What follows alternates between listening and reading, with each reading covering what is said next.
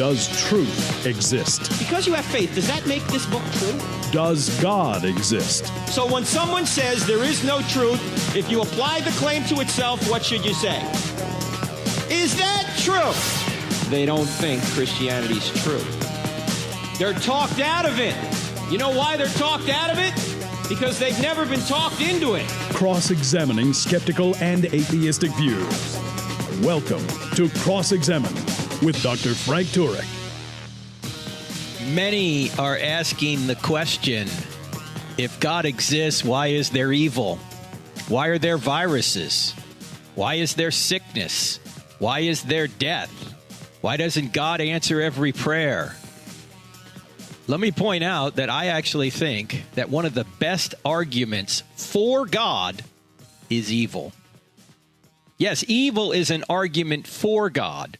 In fact, let's unpack this here today. Think about all the assumptions you have to make to even ask the question, if there's a good God, why is there evil? What assumptions are you making when you ask that question? I'm going to list 20 assumptions you're going to make when you ask that question. Now, some of these overlap with one another, but these 20 assumptions are sort of underneath the question, if God exists, why is there evil? Assumption number one, the universe exists. In order for you to say that evil exists and that you exist, you have to assume a universe exists. You're in the universe in order to ask this question. Of course, you can ask a further question. Well, the universe had a beginning, so why does it exist? It had a beginning. If it had a beginning, seems it must have had a beginner, a spaceless, timeless, immaterial beginner. We've been through this many times on this program. So you've got that assumption right there. The universe exists.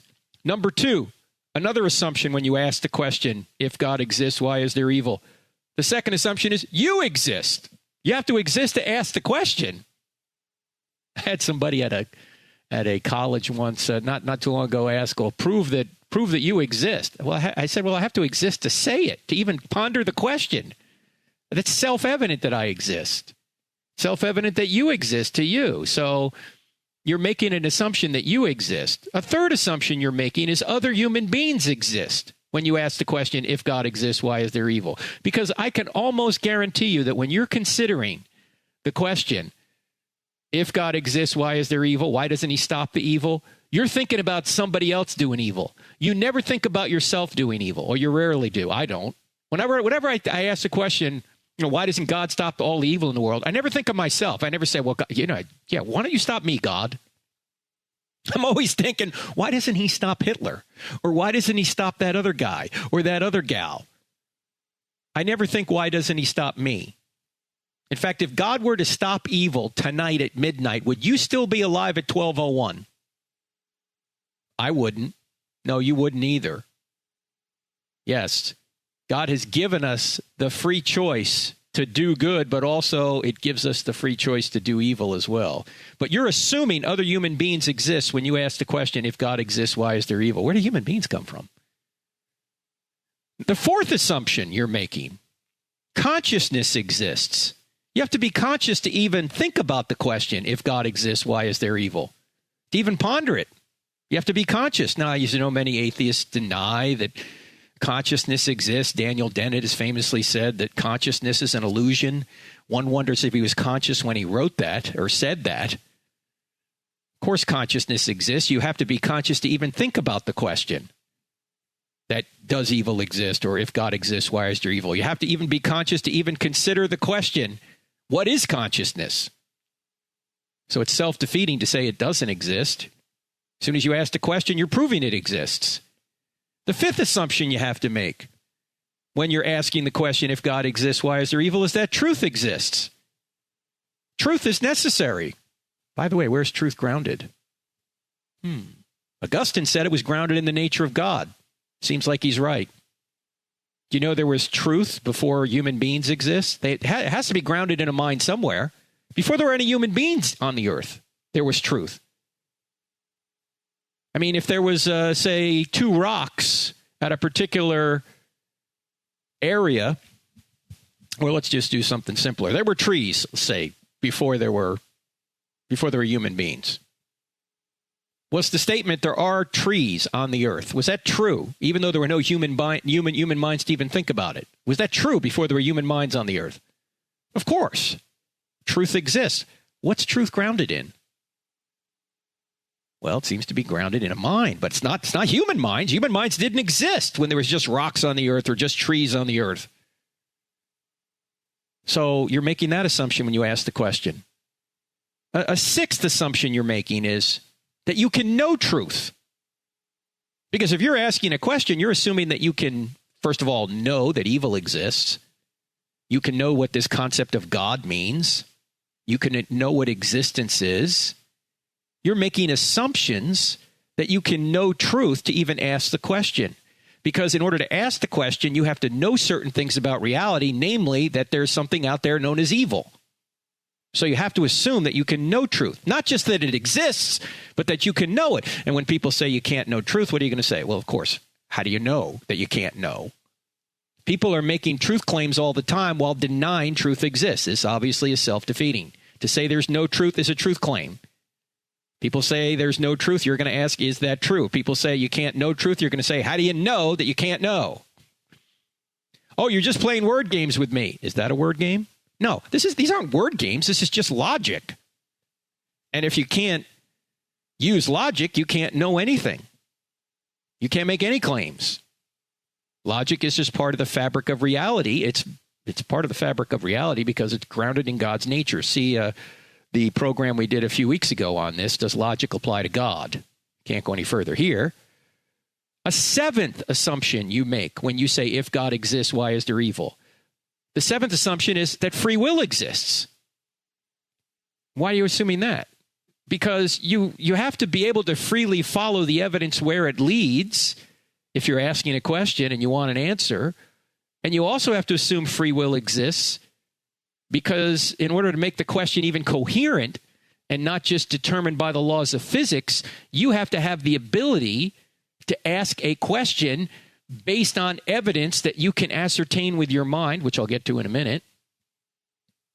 And you have to freely come to that conclusion or certain conclusions in order to even formulate the question. You also have to assume free will exists because if you're going to say evil exists and people do evil, you have to assume that they have free will. Otherwise, they're not morally responsible for evil because they're not doing it based on making some sort of moral choice. They're just doing it based on the fact that they're programmed by the laws of physics. Well, if they're programmed by the laws of physics, then they're not really doing evil. No more than, say, a lion is doing evil when he tracks down a gazelle and eats it. He's not murdering the gazelle. He doesn't know anything about murder. He doesn't have any moral accountability. He's just doing what lions do in the food chain with gazelles. But if a human being tracks down another person, kills it, and eats it, then we go, oh, that's morally wrong because the human being has free will and can follow the evidence where it leads freely. So when you're asking a question, if God exists, why is there evil? Or why doesn't God stop evil? Or evil disproves God? Or any of these kind of claims you make or questions you ask, you're assuming you have free will and other people do as well. Where does free will come from? If we're just molecular machines, we don't have free will, but that's what the atheists say we are. Free will, like consciousness and many other things, seem to be grounded in a mind. We'll get to that later. The eighth assumption you're making when you say or ask a question, if God exists, why is there evil, is that your senses are reliable. You need to have reliable senses to know whether something that is either good or evil has actually happened. How do you know good and evil unless your senses can tell you something about something going on outside of your skull that actually is good or evil? You have to have senses to be able to understand that something has happened that's either good or evil. So your senses have to be reliable in order for you to even conjure up the question, what is evil? Without senses, you wouldn't know good or evil. You wouldn't know anything. So these are all assumptions that you're making when you're asking a question. And some atheists are trying to ask this question to try and get rid of God. It doesn't work, friends. It actually shows God does exist, and we'll get to more after the break. You're listening to I Don't Have Enough Faith to Be an Atheist with Frank Turek on the American Family Radio Network. We're going to be back with a lot more right after this, so don't go anywhere. Back in just 2 minutes. Ladies and gentlemen, can you help me with something? Can you help me get this podcast before more people? Not only tell your friends about it, but go up to iTunes and put a 5-star review on the I Don't Have Enough Faith to Be an Atheist podcast. If you do that, it will help us move the podcast up the charts so more people will hear it. Thank you so much for partnering with me on this.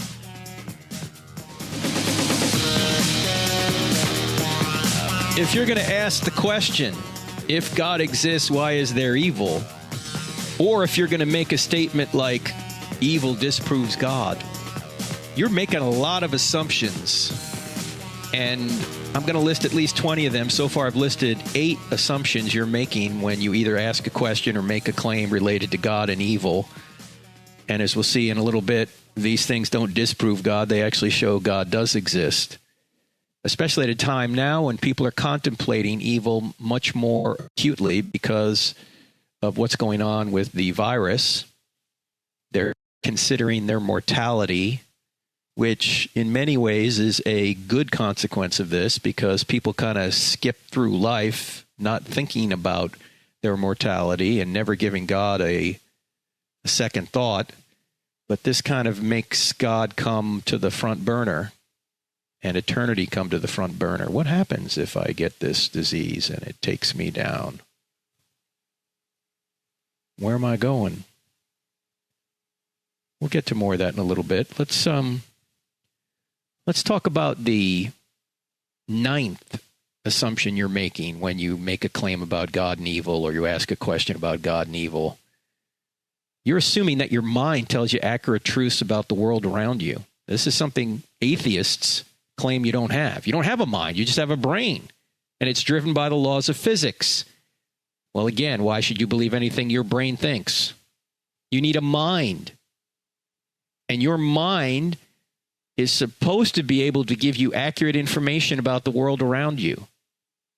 What best explains that? Not molecules in motion, not just the laws of physics, but the fact that you're a soul with a body. You're a soul with a body.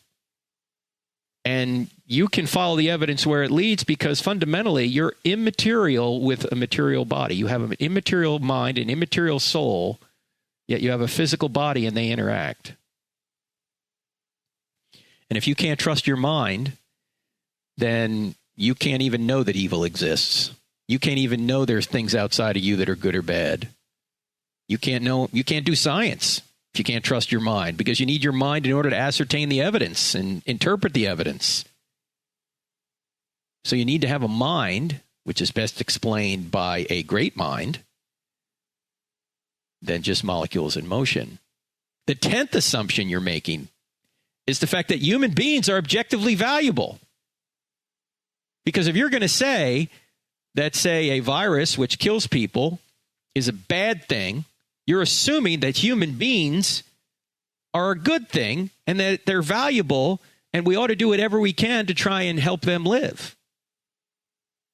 But how are human beings objectively valuable if there's no God? It's just your opinion against somebody else's opinion. And why should human beings flourish and not, say, roaches? You're making assumptions that only make sense if someone like God exists.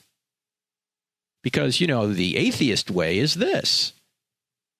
As Richard Dawkins has famously said, very accurately, by the way, if the atheistic worldview is true, this is the truth. Here's what he says. In a universe of blind physical forces and genetic replication, some people are going to get hurt and other people are going to get lucky, and you won't find any rhyme or reason to it, nor any justice. There is at the bottom no design, no purpose, no evil and no good, nothing but blind, pitiless indifference.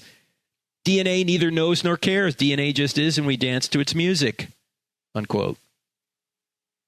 Yeah, if we're just replication machines, and there is no justice, there's no reason, there's no rhyme to anything, there's no purpose, there's no evil, there's no good. You can't ask questions about good and evil because, as Dawkins just pointed out, there is no such thing as good or evil. And human beings are not inherently valuable. Now, he says that philosophically in one sense, but then he doesn't really live that way. He does think human beings are valuable. You can't live atheism. Nietzsche tried it. He went mad. He was really the only consistent atheist out there. or one of the few anyway. He knew the implications of atheism. Everything was meaningless. There's no right and wrong. There's no purpose to life. So Dawkins will say all that, but he doesn't actually live that way. So when you're claiming that evil disproves God, or you're asking the question, if God exists, why is there evil? You're assuming that human beings are objectively valuable. Number 11, you're also assuming that health and human flourishing are objectively good. Why are they good? And what do you mean by good? What does that term even mean? You're also, number 12, assuming an objective purpose to human life. You can't tell whether something's good or bad unless you know what the purpose is, the purpose of life. Just as we've said before in this program, you can't know that your quarterback throwing a touchdown is better than your quarterback throwing an interception unless you know the purpose of the game. If there's no purpose to the game, touchdowns and interceptions are meaningless. Only if there's a purpose to the game can you say a touchdown for your team is better than your quarterback throwing an interception. So there's got to be a purpose to human life to say that some things are evil. Some actions are evil or some outcomes are evil. You can't say that if there's no purpose. The 13th assumption you're making is that you can know that purpose, whatever that purpose of life is. Because there could be purpose, but if you didn't know the purpose, you couldn't say that a particular outcome or a particular action was evil unless you knew what the purpose was and you knew that that outcome or that action frustrated the purpose of life. Number 14, when you're assuming that evil disproves God, or you're asking the question, if God exists, why is there evil? You're assuming that evil exists. Well, of course, in order to even mention evil, you have to assume it exists. You have to assume there's things like injustice and immorality and suffering and viruses which cause bad health and death. You're making assumptions that evil exists. But if evil exists, that leads to assumption number 15. And assumption number 15 is good exists. A standard of good. Why? Because in order to know what evil is, you have to know what good is. Because evil does not exist on its own. Evil only exists as a lack in a good thing. In fact, back in the 400s AD, Augustine had a problem. His problem was this. He said, God created all things. Evil is a thing. Therefore, God created evil. And he knew there was something wrong with that syllogism. There had to be something wrong with one of the two premises, or that conclusion followed that God created evil. But he knew that God didn't create evil. He knew that God wasn't evil. God was the standard of good, and he puzzled over that syllogism until he finally realized that the second premise was false.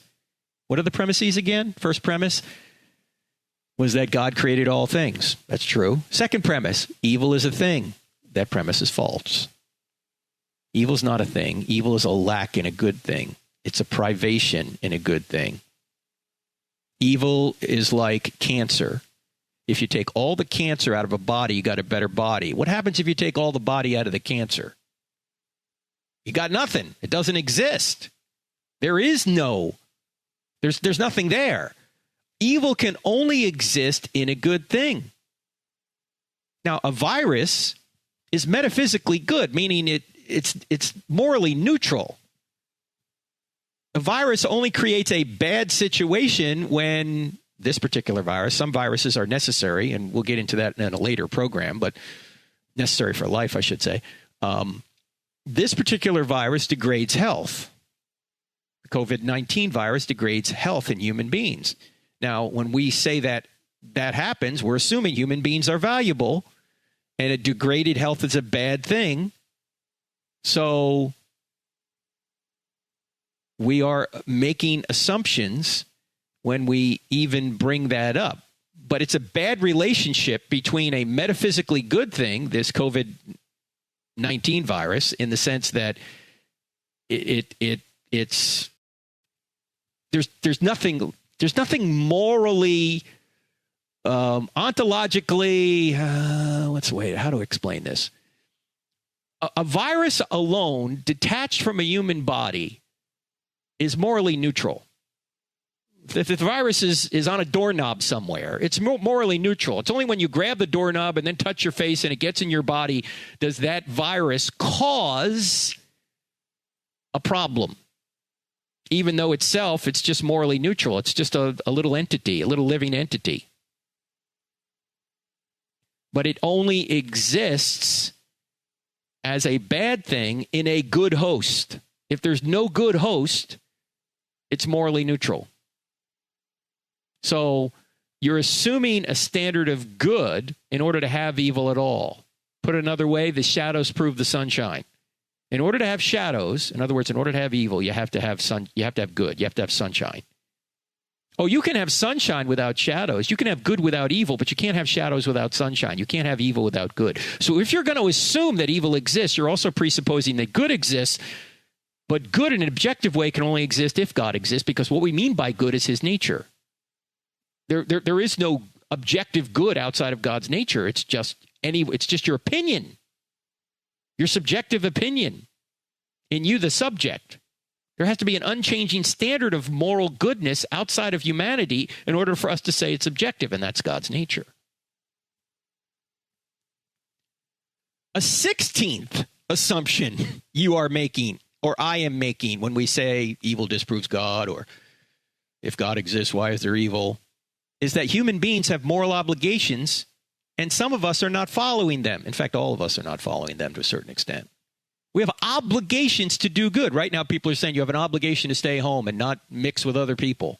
You have a moral obligation to do that, because if you don't, you might be carrying the virus. You don't even know you're carrying it, and you might give it to a more susceptible person, and they pass it on to others, and, it's going to be trouble. They might pass it on to an elderly person, and that person could die. So you have a moral obligation to not interact with people in a very close manner. Social distancing. That's what people are saying right now. A moral obligation to do. Well, how can you have a moral obligation unless you have free will, unless there's a moral standard, unless human beings are inherently valuable? All of these things are assumed when you say there's a moral obligation, or when you even say there's evil. You're making assumptions. Another assumption you're making, number 17, is that things ought to be different than they are. This shouldn't be happening. People shouldn't be getting sick. People shouldn't be dying. That's not right. Well, as soon as you say not right, you're presupposing something is right. If you're saying things ought to be different, then there must be someone to set what ought to happen. In other words, there's a direction, a purpose, an ideal situation that's not being lived up to. Well, who has set up this ideal situation, this oughtness, if there's no God? It would be just one person's opinion against another. So when you're assuming there's evil and things aren't going the way they should, you're assuming there's a standard beyond humanity that has set all this up. We'll get to it right after the break. You're listening to I Don't Have Enough Faith to Be an Atheist with Frank Turek. Don't go anywhere. If you find value in the content of this podcast, don't forget to follow us on Instagram, Facebook, and Twitter. Join our online community to have great conversations, grow in your knowledge of God, and become a better defender of the Christian faith. Also, don't forget to subscribe to our YouTube channel, where we have hundreds of videos and over 100,000 subscribers that are part of our online family. Find us by searching for Frank Turek or Cross-Examine in the search bar. You can find many more resources like articles, online courses, free downloadable materials, event calendars, and more at crossexamined.org.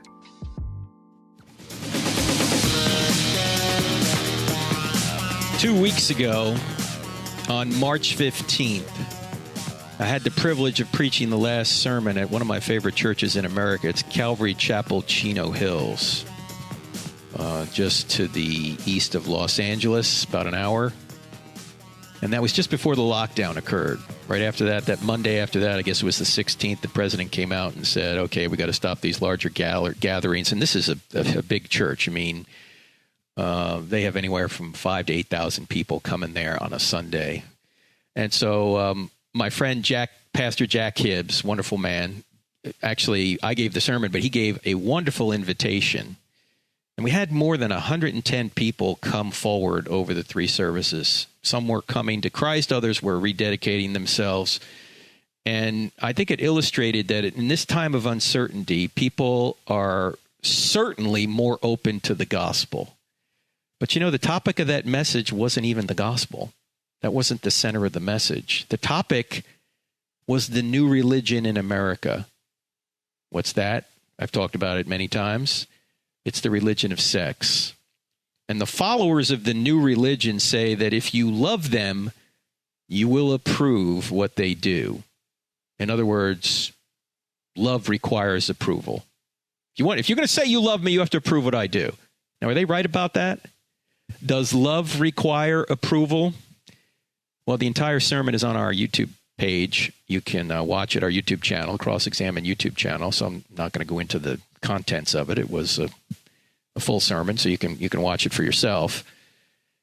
But obviously it dealt into this issue of sex, and there's a lot more than even I could say in the sermon period about this very controversial issue of sex. It affects a lot of lives today, quite obviously, and many people in the church don't talk about it. Pastor Jack Hibbs does, I can tell you that, but many people in the church run from these issues because they're not quite sure how to deal with them. And actually 1 week, that's 1 week, when is it? It's Wednesday, April 1st. We're going to offer a new course from Dr. 𝗦𝗢𝗕𝗦𝗢. The course is called, it's an online course, obviously. It's called Addressing Homosexuality with Clarity and Compassion. Now, Sean's going to do most of the teaching, but I will also interact with students during one of the 7 or 5, I can't remember how many Zoom sessions we have, but we have several Zoom sessions, and I'm going to be on one of those Zoom sessions. And you want to sign up before we fill up. I think there's only 5 spots left. And it starts this week. Now it starts April 1st, but you can sign up probably all the way up to the first Zoom session, which I think will be April 6th, maybe. Anyway, April 6th or 7th. But you want to sign up early as you can for Addressing Homosexuality with Clarity and Compassion with 𝗦𝗢𝗕𝗦𝗢. And then the next week, we've decided to do all this because of this quarantine, this lockdown. We said, look, a lot of people are at home. They can't work. Their kids are at home. They're not going to school. So beginning April 6th, which is next week, we're taking advantage of the daytime access in the quarantine. In other words, people are going to be at home, so we want to serve them as best we can, serve you as best we can. So we're going to run 2 courses, and we're going to do them at half price, 50% off. One is called Why I Still Don't Have Enough Faith to Be an Atheist. That's the course we run the most. It's based on our book, I Don't Have Enough Faith to Be an Atheist. I'll be instructor for that. Over 4 weeks, we're going to do 8 Zoom sessions, live sessions, to answer your questions. And we're also going to do Fearless Faith. That's with Detective 𝗦𝗢𝗓𝗏, myself, and Dr. Mike Adams. Again, they're both 50% off. Check all that out. And then I have an announcement as well that I'll save for the next segment that I think you're going to enjoy as well. We're doing a new live stream, and I'll tell you all about that. But I want to get back to our topic today. Don't forget about those online courses. In order to enroll in them, just go to crossexamine.org, click on online courses. You'll see them there. I want to go back to our topic, which is the question, if God exists, why is there evil? And how many assumptions people make when they even ask the question, or if they try and make the claim that evil disproves God. My contention is that evil is one of the strongest arguments for God, and I'm getting to why here in a minute. But all of the assumptions that you make when you even ask the question, we've gone through 17 of them. Let me go to number 18. When you're saying that there's evil out there, you're assuming this universe is designed. Otherwise, you couldn't even detect evil. When things fall short of the way they ought to be, we're claiming, hey, that's evil. That's not right.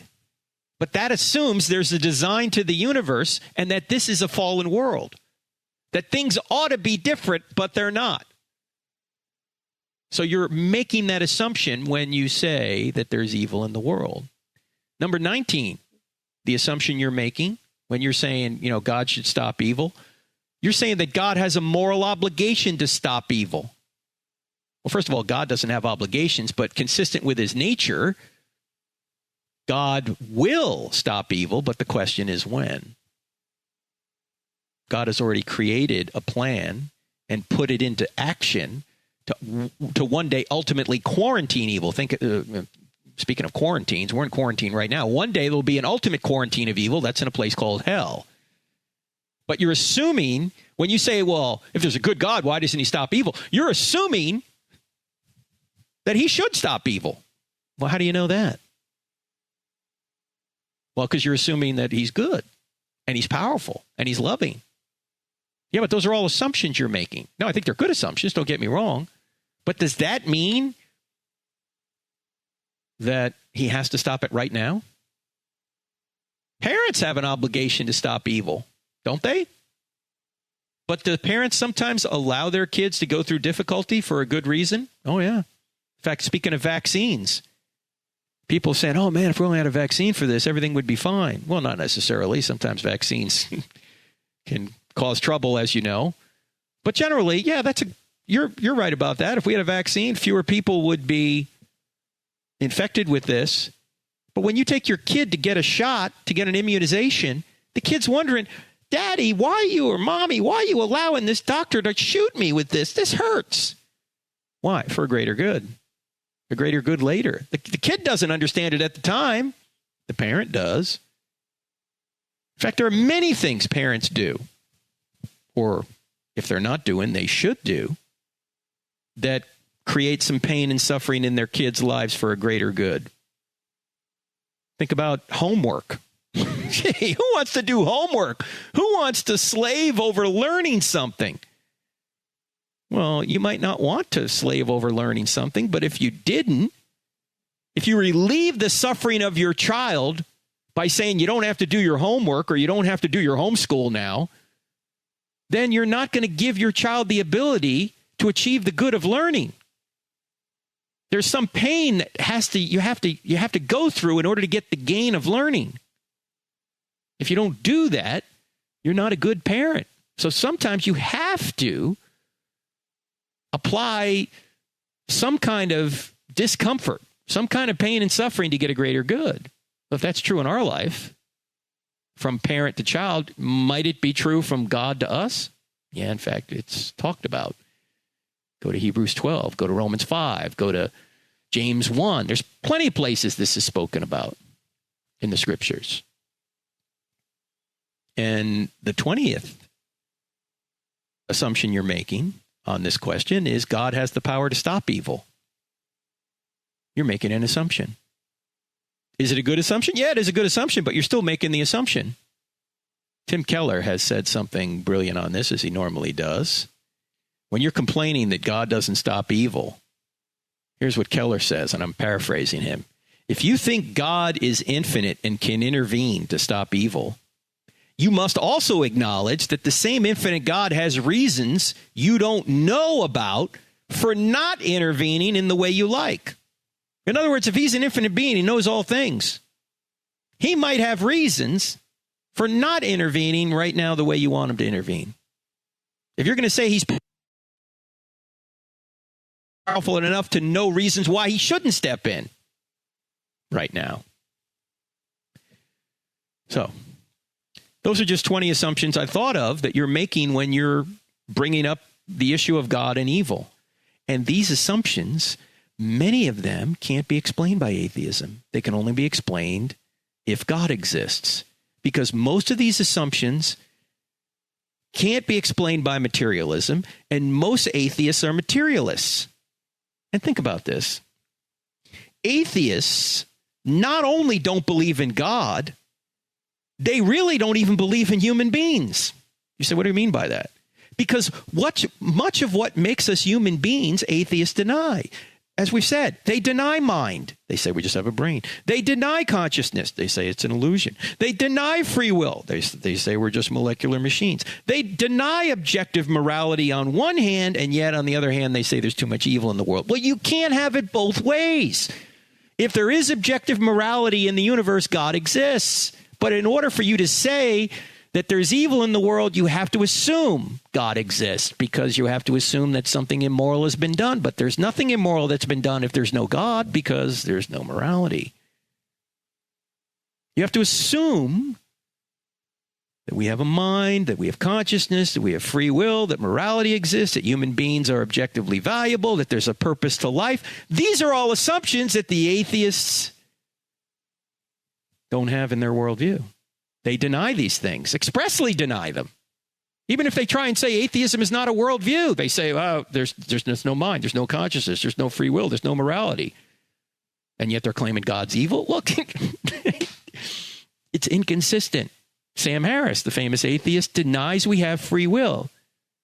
He also denies that he exists and that you exist because he denies the self. He says we don't have a self. Now, if you've been listening to this program long enough, you know that that's completely self-defeating. Why? Because which self said there is no self? Was it Sam Harris? If he doesn't exist, how's he making claims like this? And which self said he has no free will? Did that non-self say it freely? If not, why should anyone believe it? In order for anyone to make claims, either for or against God, you have to assume you're a self. You have to assume you have free will and can follow the evidence where it leads. You have to assume you're not just a molecular machine, a moist robot. You have to assume certain moral categories and certain values and purposes if you're going to make claims related to morality, value, and purpose. You have to assume those things. The question is, what worldview best explains those truths? Atheism doesn't. Atheism expressly denies them.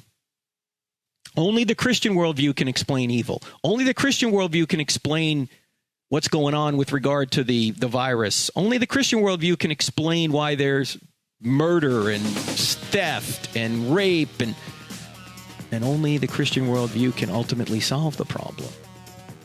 No other worldview can. And I'll explain why after the break. You're listening to I Don't Have Enough Faith to Be an Atheist. Our website is crossexamined.org. Crossexamined.org. And my name is Frank Turek. And see you in just a couple of minutes. Ladies and gentlemen, I Don't Have Enough Faith to Be an Atheist is a listener-supported radio program and podcast. If you like what we do, would you please consider going to crossexamined.org and giving us a tax-deductible donation? 100% of your donations will go to ministry, 0% to buildings. Thanks so much. C.S. Lewis said almost everything well. And I can't say it better than Lewis said it, so let me just quote what Lewis said. Because everything, well, I'm not quoting him yet, I'm about to, but everything we've been talking about here in this broadcast, in this podcast, assumes we have a mind, assumes that we can rationally discuss things, and we can ascertain truths about the real world and draw valid conclusions. Lewis says if atheism's true, we shouldn't be able to do that. Here's what he says. Follow this. I said this about 3 months ago on the podcast, but this quote is so good. In fact, this is really what the chapter in my book, Stealing from God, is all about, the chapter on reason. But Lewis puts it better than I ever could. Here's what he said. Check this out.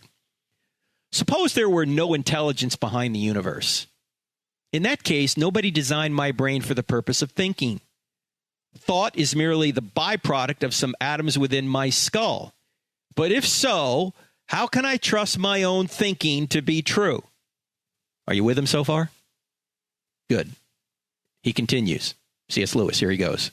But if I can't trust my own thinking, of course I can't trust the arguments leading to atheism, and therefore have no reason to be an atheist or anything else. Unless I believe in God, I can't believe in thought, so I can never use thought to disbelieve in God.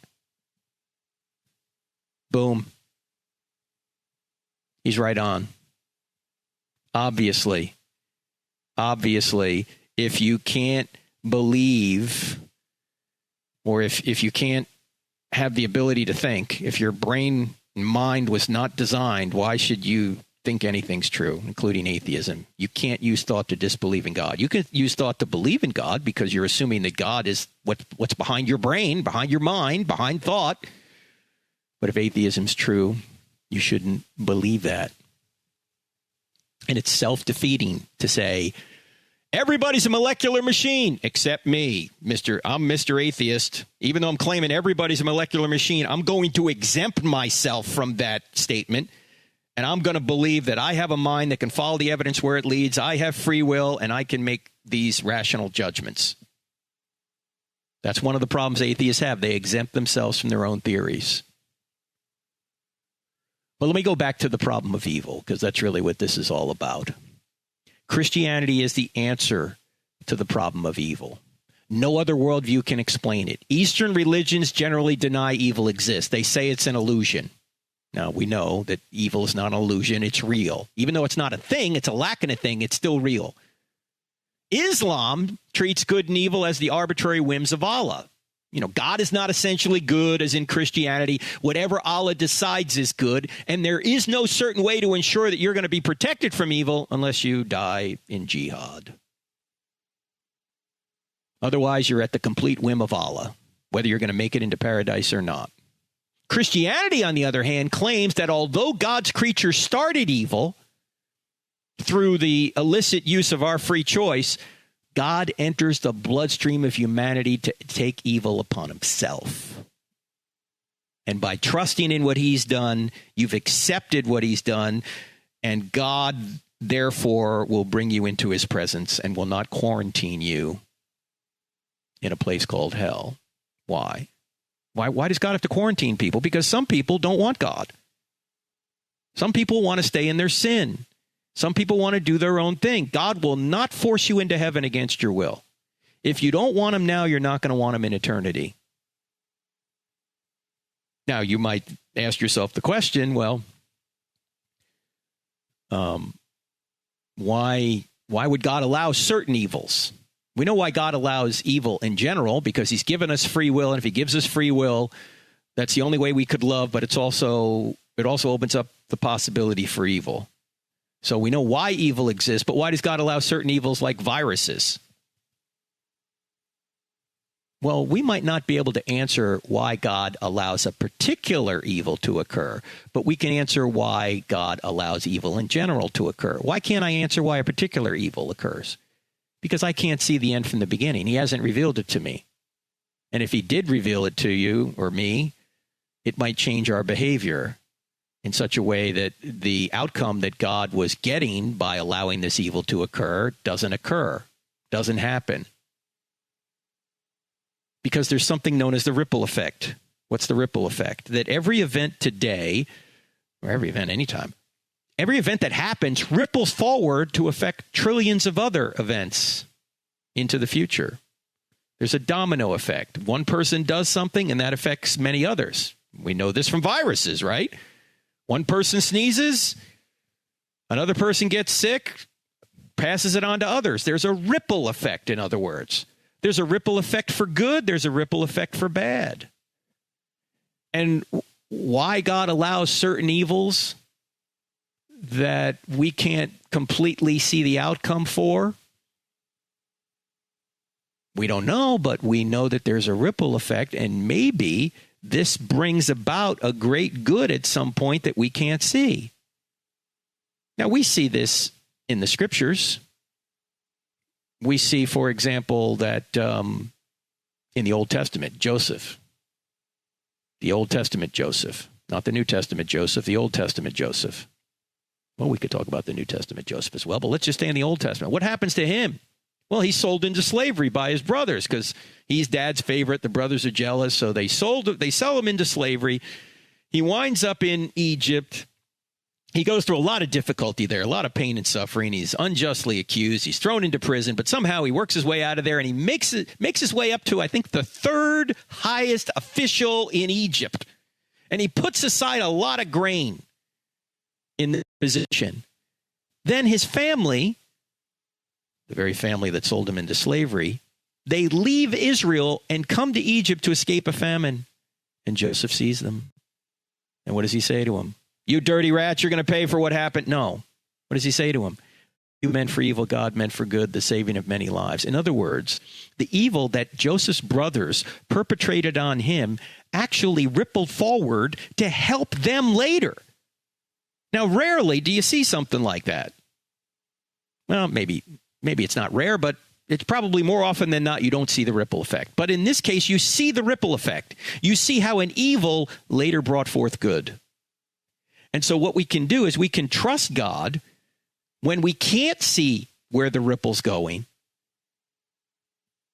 because we know that God is good and that he can bring all things together for good to those that love God and are called according to his purpose. Even if we can't see how every single event ripples forward, we know that God is God and he can bring good from evil. He doesn't say all things are good, by the way. He says all things work together for good. Sure, there's a lot of evil out there, and some of the evil can bring forth good, just like going through homework can bring forth the good of learning, just like going through danger can produce courage, just like going through obstacles can develop perseverance, or how someone suffering can develop compassion in somebody else, or how tribulation can bring forth patience, or adversity character, or difficulty right now can cause us to look to God as our solution.